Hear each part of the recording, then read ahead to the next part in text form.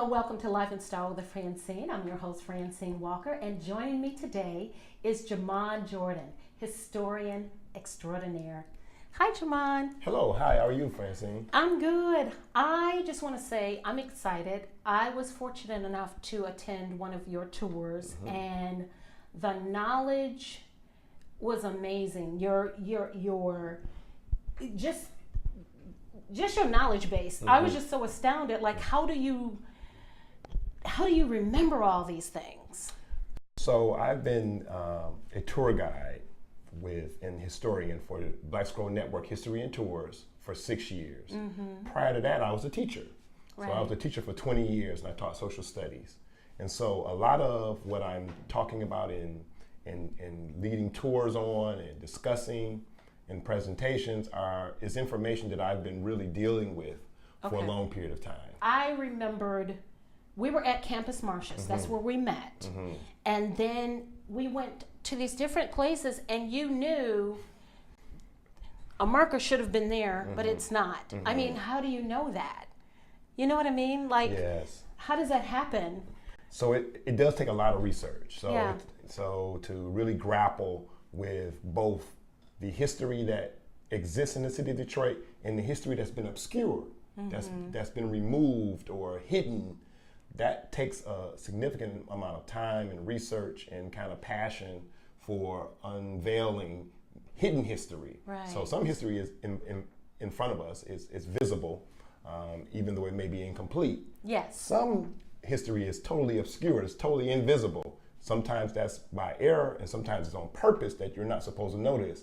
So you have to jump through a lot of hoops to get to that history. So you like research? Yes, I do. Yes, I do. Yes, Isn't it fun? It is, yes. You have to have a passion for information and the truth. That's right. I think. That's right. And also, I guess, uncovering things that were, or the falsities. That's right. That's right. Don't you think? Yes. So there's part of it is a certain level of interest and passion that I have for history in general. But then there's this other level of there's this hidden world or this hidden story. Yes. And I want to know why you hid it. Yeah. You know, so there's kind of that, if you went through all that trouble to not make this history available, then why? What's the purpose of that? So I want to know just how significant that history is. So why do you think there's a lot of erasure when it comes to Black history? So African American history is, particularly in the Detroit area, but even outside of the Detroit area, is not always an easy history. Yeah. So it's a troubling history. It's troubling, of course, to African Americans because of some of the obstacles that African Americans have had to go through to have a level of citizenship in the country. But then on the other hand, the other part of that is it's a troubling history to people who are connected to the powerful group of people, the groups of people who have been the victimizers of African Americans in history. And so it's troubling to them, and things sometimes just seem to be better if you just let those things not exist, or you don't talk about them, or you don't bring them up. But we know that in our homes, in our family situations, that problems that brew generally come from stuff that you hadn't talked about. Stuff that you've laid buried. That's the same thing that happens in our society. If we don't bring these things out so that we can actually talk about them from a realistic standpoint, not as if this thing never happened, it's a myth. No, we have to uncover this history so that we can have a true conversation about not only history, but even our present day relationships. Sure. To me, as you were talking, I think about our history and how there is so much pain, but there's also the pride. That's right. That's right. It lets us know our descendants, who we're descendants of. That's right. That's and right. who survived That's right. the atrocities and the victimization. That's right. So do you think it's important for not just African Americans, but everyone as a whole? That's right. To know our history? Yes. So one of the things is if all we talk about is what was done to black people. That's not really black history. You know? Right. We have to talk about what black people did, what African Americans did. When we talk about what African Americans did, then you see the richness of African American history. Not only do we need to talk about what African Americans did, to study African American history and study what African Americans have done, not just what was done to them, you have to study what black people have found that we did. So I'm a historian, so people ought to learn black history from me and other African American historians. We've learned for so long our history from others, and that's fine up to a point. Sure. But you can't get to the base of African American history unless you are willing to accept and give some level of honor and respect to African American scholars who have studied this history. Do you think someone other than African Americans can teach at that level of passion and knowledge? Because I know sometimes it's probably very frustrating that some of the knowledge is obscured and is kept out of the books. I mean, a lot of it, like when you were talking about the history of Detroit and the different markers and the point of origin, it blew my mind. And it was just like, wow, I felt like that's a little bit of trickery and thievery. That's right. You know, and so do you think that you can only African Americans can teach, or do we run the possible potential of the obscurity continuing? Yes. Yeah, you know what I mean? I know exactly what you're saying. So no, others can teach African American history, but we need to think about two things. One, part of what the history of African Americans is this history of dealing with white supremacy, dealing with racism. So there's a certain level of that's good. Of dealing with racism in history that we have to talk about when we're restating this history. That if white supremacy was a problem for African Americans, they had to fight. That was an obstacle for black people. That we can't continue it by obscuring black historians. They deserve the amount of respect that we give to white historians. That's the first thing I want to say. Not that white historians can't do this history. I'm not saying that.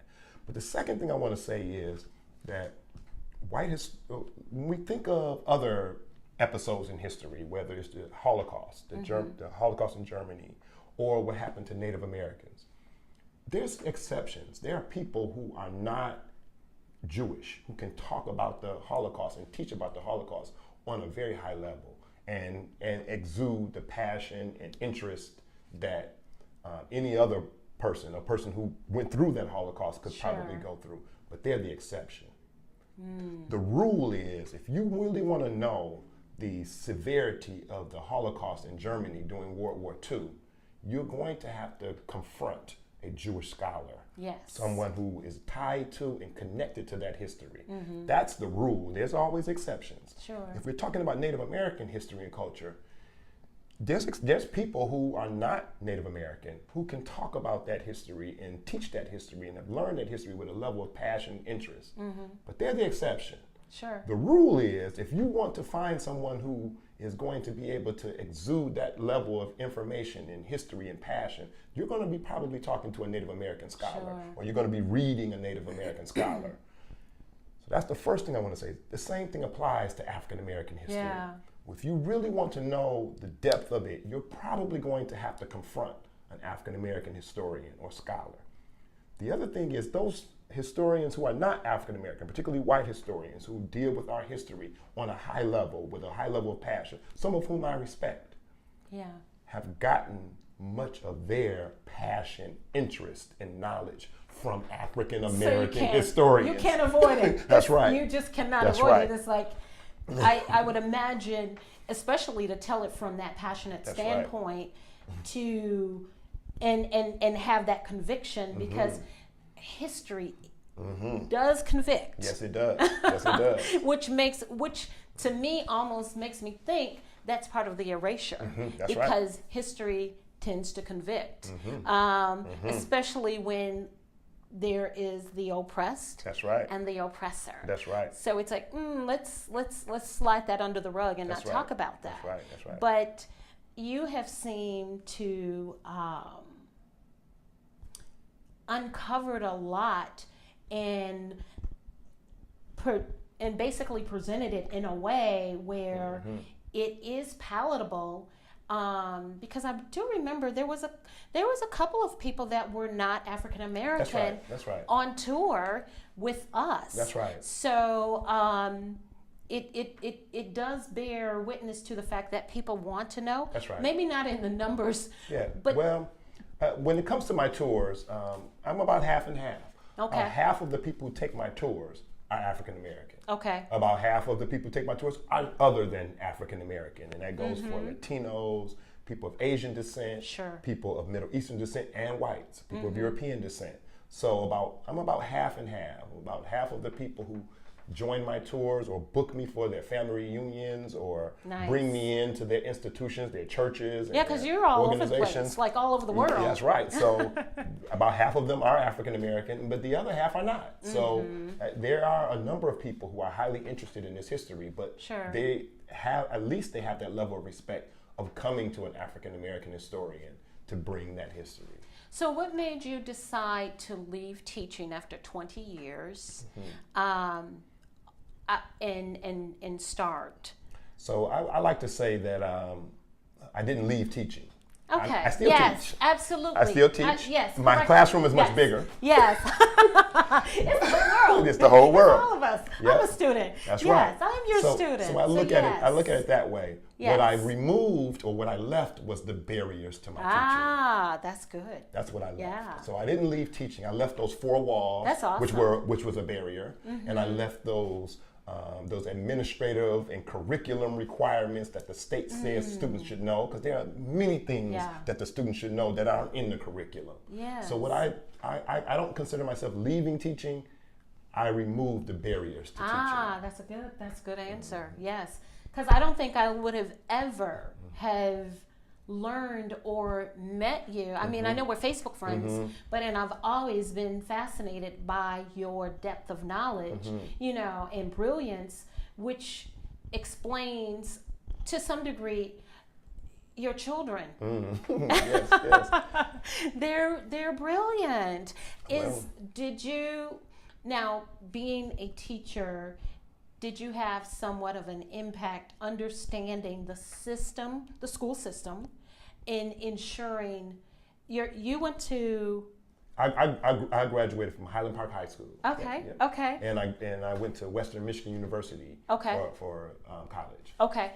And your wife went to Cass. Yeah, she graduated from Cass Tech and also went to Western Michigan University. That's where we met. Oh, right. Yeah, okay. So you got two smart parents. So you've got these brilliant offspring, because you have two daughters in college now. Yes, I do. Okay. Yeah, one's at U of M, and she's studying. She's going to be a physician, a doctor. Nice. And then one's at Michigan State, and she plans on being a lawyer, an attorney. Wow. Yeah. And then you have two babies. Yeah, so I have two babies. Yeah, so I have three other children who are not in college. Okay. One of them is in high school at Renaissance High School. Okay. One is at Bates Academy. And then one's too young to be in school. Okay, So but if probably be at Renaissance somewhere. Yeah, a 3-year-old. Probably another doctor or lawyer coming up. I mean, but did you instill and insist that they have the same kind of knowledge, or because who you are is who you are. I mean, and to have that passion, you just really can't turn it off. All right. Your passion for history. Right. So would you say that, because outside of them just being genetically smart, that you kind of, have them sit around the table? I guess you know what I mean? The first thing I want to say is I have to just really be clear that I'm not sure. Let's be clear. It's a blessing. Yes. It's a blessing from Jesus. Yes. From the Lord Jesus Christ, that my children are doing well. So that's the first thing I want to say. That's really where the power of their knowledge comes from. It comes from Sure. a force other than something Absolutely. that I could ever do. The other thing I want to say is my wife is probably much more hands-on with course. making sure that they do well than I am. I am kind of an overall kind of set the stage kind of person. I'm not hey, you need to do this. You got to work on this. Hey, you need to find out the information. This I can help you. I'm more of the this is all the types of information and ways that you can find out information.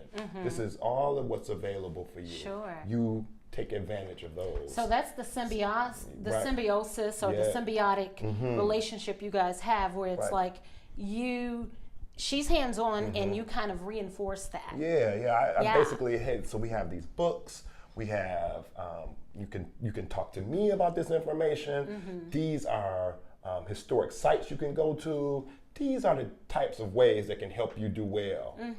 So I'm kind of that kind of person, but the person that makes sure that the work gets done, the assignment is done right, the paragraphs are written Right, in the right right. form. My wife. Well, kudos. My Kudos wife. to both of you, Yeah. really. Now, talk about the tours and how many do you normally do a year? So I probably do about 20 a month.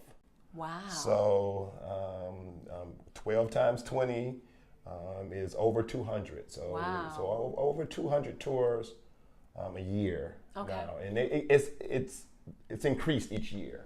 So my first year, I've been in business for 6 years. My first year, my first 2 years, I really was in business in name only. Okay. Because very few people were taking tours with me. Right. I was still teaching because the tour business was not enough to really sustain. Sure. But very few people were taking tours with me. It was something that, it was almost like a hobby, although I charged a fee. It was almost like a hobby. I Sure. did. And then the third year, It started gaining traction. So I was still doing both. For the first 4 years, I was doing both. But by the fourth year, I really had to make a decision. Really? Can I still be in a classroom and do this tour business? And in the fifth year, I left the said, classroom. Yep. You left So the for the last classroom. 2 years, I've been doing this exclusively. Okay. I don't teach in a school system anymore, except when schools and administrators bring me in. Sometimes they bring me in to work with the students, which just recently happened with Bloomfield Hills Yes, High I saw School. that. And sometimes they bring me in to talk to the teachers. So I do some seminars for the teachers and workshops for the teachers as well. So you're kind of like a history consultant. Yeah, so I'm so to used that speak. way as well. Yep. Yeah. So a number of school systems and individual schools from Waldorf, who I presented to the teachers and the administrators, to like Bloomfield Hills, where I presented to the student body. So if anyone, because I know we did the Campus Marshers tour, and then you have the Underground Railroad. Yes, So yes. you have several different Yes, tours Yes. that you conduct. that's right. So go talk about those a little bit. So I have a number of walking tours. Sure. And so those walking tours, the most popular one is the Underground Railroad tours. So the Underground Railroad walking tours all occur in the downtown area of the city of Detroit. So Okay. in downtown Detroit. Just about every tour can also be turned to a bus tour. Okay. There are some tours that cover such a wide space of Detroit, they have to be done Okay. by bus. So the 67 tour, talking Okay. about what Detroit's tension and racial rebellion and uprising in 1967, that's a bus tour because it covers more than one neighborhood. There's a number of other neighborhood tours that I do as well, and they can be walking or driving. Okay. So I do Boston Edison. So I do Okay. the Boston Edison African American History Tour. Wow. I do the Detroit Cultural Center, where the DIA, the Charles H. Wright Museum, the Michigan Science Center, the Detroit Historical Museum, all of those are in that area. But there's a rich African American history in that same neighborhood. So I do a walking tour of that neighborhood. I do Paradise Valley and Black Bottom, Wow. these historic Which is neighborhoods in the city of awesome. Detroit. Yeah. So I do a number, and Jefferson Chalmers. Yeah. So I do the Jefferson Chalmers walking and bus tour. It can be either walking or bus. So I do a number of walking and bus tours dealing with particular topics. Okay. Dealing with the Underground Railroad, all the way to civil rights, all the way to music, all the way to art. So all of these different forms of African American expression in history in the city of Detroit, there are tours that associate with those different topics. And so some groups want a mix. Okay. So there's sometimes I have to customize a tour. They want a piece of the Underground Railroad, but they want some of the music too. Yeah. And so we mix these tours together. So I customize tours for particular groups. So some of these tours are tours I do as a public tour that a person can just sign up or show up to. Okay. Then other tours people book. Okay. With their group, their family reunion, their church, their school. Okay. And their business. So how can someone, excuse me, get in touch with you regarding your tours? Yeah, so the easiest way is blackscrollnetwork@gmail.com. Black Scroll, a scroll like a scroll of paper, SCROLL, blackscrollnetwork@gmail.com. They can also contact me via the Facebook page, Black Scroll Network History and Tours. We have a Facebook page, and we'll have a website and Twitter coming up soon. So before this year's over, we'll have both a website and a Twitter page. And so people contact me either through the email, or they contact me through the Facebook site. Okay. Or they know me already and they call me up. Yeah, I follow. It's like, wow, I didn't know that. Yeah. Wow, I didn't know that. Well, thank you so much for your time. Thank you for interviewing me. I'm so excited for what you're doing, and I look forward to being on another tour. I had to leave early last time, but I will definitely be back at another tour. So that concludes this edition of Life and Style with Francyne. If you'd like to be a guest on my show, don't forget to leave a comment on YouTube, my YouTube channel, and we'll see you next time. Thank you.